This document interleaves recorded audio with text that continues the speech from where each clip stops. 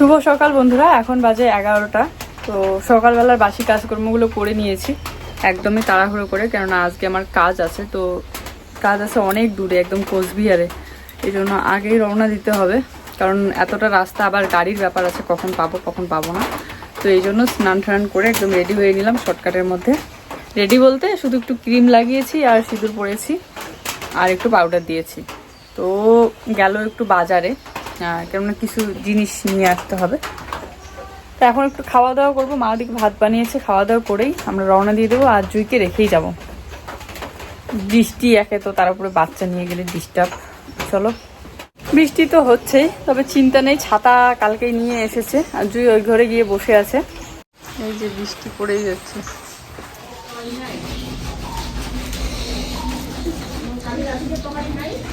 নাই, এখন বাজে 12টা। এই যে আমরা বেরিয়ে পড়লামই। বৃষ্টি তো তাও পড়তে আছে, কিন্তু ছাতাটা গুটিয়ে নিয়েছি।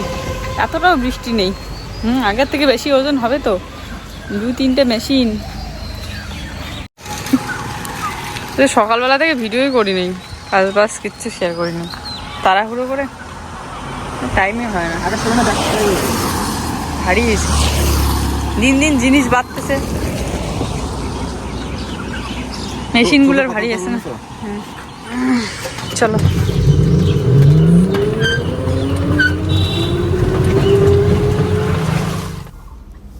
আসলে যত দিন যায় তত একটা করে জিনিসও বাড়ে, আবার মেশিনও বাড়ে। তো একটা দুটো করে বাড়তে বাড়তে এখন এতটা হয়ে গিয়েছে যে ব্যাগটা একদম ভরে গিয়েছে আমার।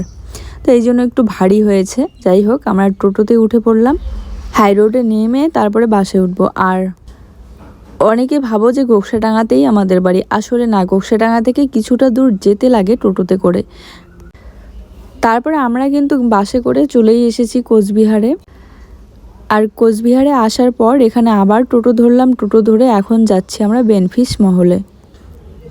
কোচবিহারে তো যাওয়া আসা করাই হয়, কিন্তু কোচবিহার থেকে এই সাইডে মানে বেনফিশ মহলে কখনো আসা হয়নি, বা এই জায়গাগুলোতে হয়তো এসেছি কিনা সেটা মনেও নেই।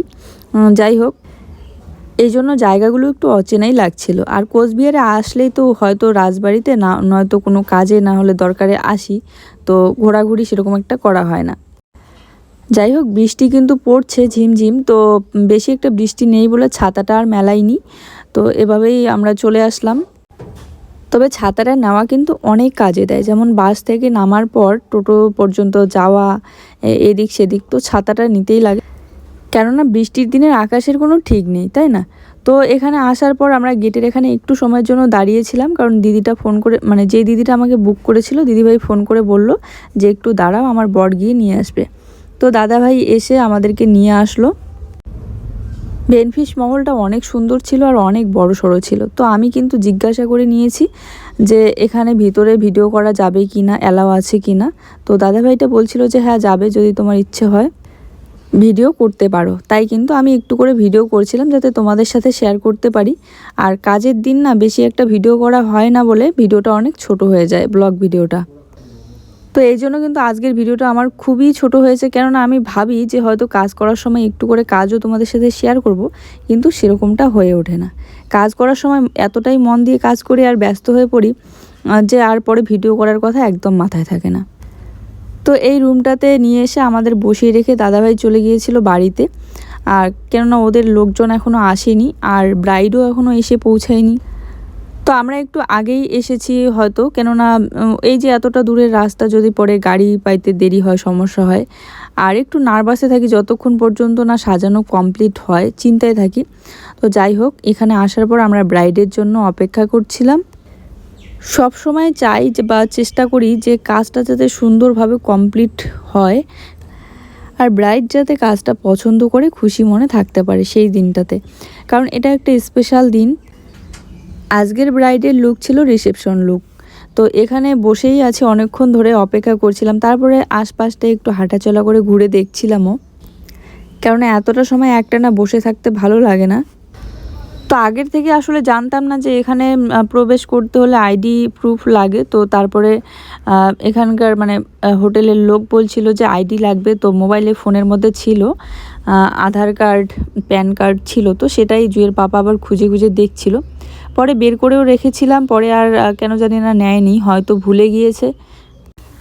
আর এখানে এই যে সাজাচ্ছে বাইরে ফুল টুল দিয়ে। আর আমি আর একজনকে সাথে নিয়ে এসেছি আমার হেল্প করার জন্য, কেননা এতটা রাস্তা আমাদের আবার রওনা দিতে হবে বাড়ির উদ্দেশ্যে। তো একা ব্রাইড সাজালে তো হয়ে যায় সন্ধ্যা পর্যন্ত, কিন্তু সাথে পার্টি মেকআপও আছে, তো সেগুলো করতে একার পক্ষে আমার অনেক রাত হয়ে যাবে। তো এই জন্য আর কি আমার হাতে হাতে যাতে একটু হেল্প করতে পারে এই জন্য একজনকে নিয়ে এসেছি, বলতে টাকা দিয়েই নিয়ে এসেছি। কেননা ব্রাইডকে আমি সাজাতে সাজাতে এদিকে হচ্ছে পার্টি মেকআপের জন্য শাড়ি পরানো থেকে শুরু করে মানে হেল্প করতে পারবে আর কি। আর আজকের ব্লগটা যেহেতু আমি সকালবেলা থেকে কাজকর্ম কিছুই শেয়ার করতে পারিনি, তাই এগুলোই শেয়ার করছিলাম টুকটুক করে। আমি তো ঘরের ভিতরে সাজাচ্ছিলাম, জুইয়ের পাপা বাইরে হাঁটাচলা করছিল আর এগুলো একটু করে ভিডিও করছিল। পরে আমি এডিট করার সময় দেখলাম। আমার আজকের ব্রাইডে শাড়ি পরাটা নাকি খুব পছন্দ হয়েছে, যেরকমটা বলেছিল সেরকমটাই পরিয়ে দিয়েছি। আর মেকআপটাও নাকি খুব পছন্দ হয়েছে, সব কিছুই, হেয়ার স্টাইল থেকে শুরু করে সব কিছুই। তবে আমি কিন্তু বলেই দিয়েছিলাম যে এই হেয়ার স্টাইলে কার্ল করলে, হেয়ার এক্সটেনশন লাগালে বেশি ফুটে ওঠে হেয়ারটা, আর না হলে চুলটা অল্প দেখা যায়, আর কার্লগুলো একটু খুলে খুলে যায়। যাই হোক, ব্রাইড বলছিল থাক এরকমই চলবে, আর হেয়ার এক্সটেনশন লাগাবে না। তো পরে যেহেতু লাগাইনি, এরকমই যেটা অরিজিনাল চুল ছিল সেটাতেই আমি করে দিয়েছি।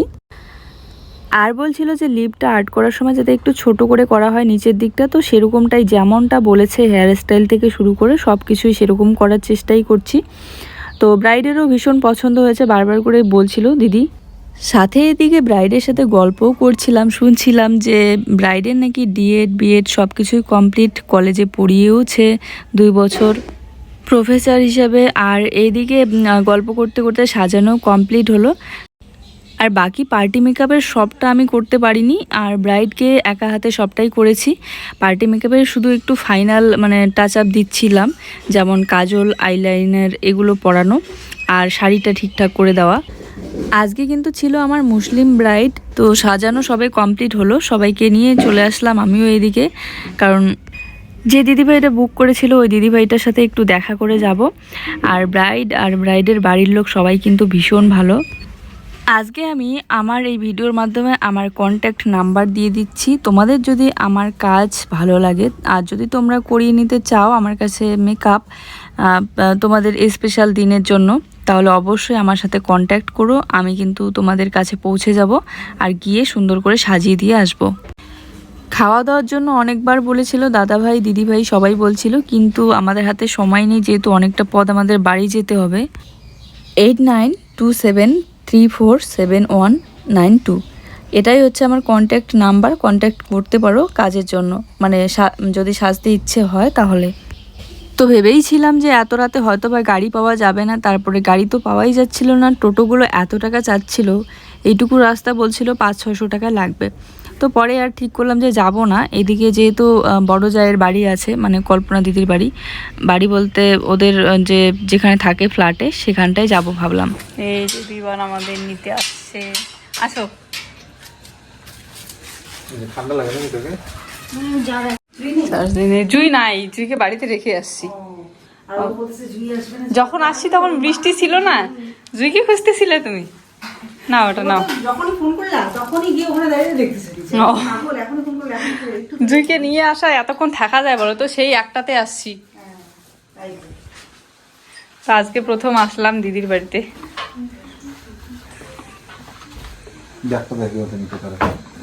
কি সুন্দর রুমটা পরিপাটি করে গোছানো। হ্যাঁ,